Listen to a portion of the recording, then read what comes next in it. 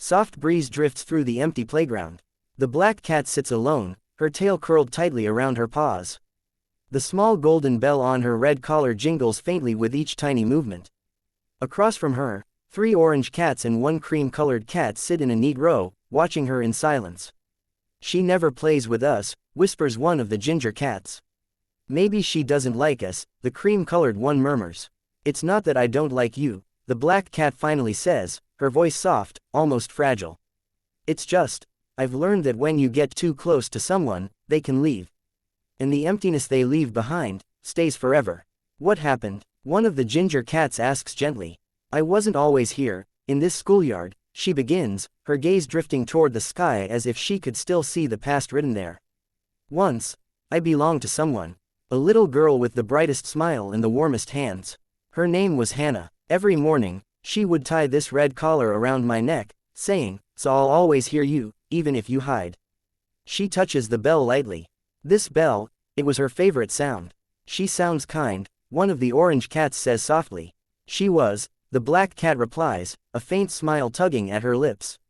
"She'd sneak me treats under the table, tell me stories before bed, even let me sleep on her pillow, no matter how much fur I left behind. She was my whole world." The smile fades. "But then, one winter evening, I woke up to the sound of boxes being closed. Her parents were speaking in hushed, hurried voices. I didn't understand the words then, but I do now. They were moving, far away. And, you went with them?" asks the cream-colored cat. The black cat shakes her head slowly. "No. The next morning, Hana carried me out into the cold. She hugged me so tight I thought I'd never breathe again. Then she whispered, 'I'm sorry, I can't take you.' She placed me on the steps of this school, kissed my forehead, and ran." The cats fall silent. The distant creak of the playground swing seems louder in the stillness. "I chased her," the black cat continues, her voice trembling. "I ran until my paws burned. But a car door slammed, and she was gone. The sound of this bell was the only thing I heard as I stood there in the snow." "That's awful," murmurs one of the ginger cats. "At first, I waited," she says quietly.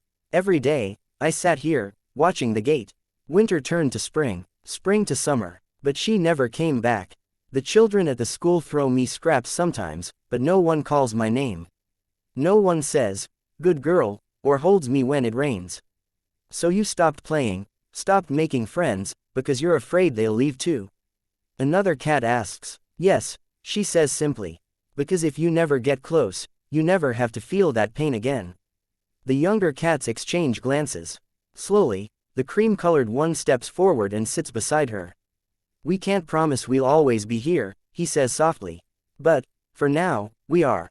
And maybe that's enough." One by one, the others come closer, their warm fur brushing against hers. At first, the black cat stiffens, her body tense. But then, for the first time in years, she lets herself lean into the warmth. "Maybe it is," she whispers. The golden bell on her collar jingles faintly, its sound softer now, no longer echoing alone. Somewhere in that gentle chime, there is no snow, no running footsteps, only the sound of purring, and the fragile beginning of trust.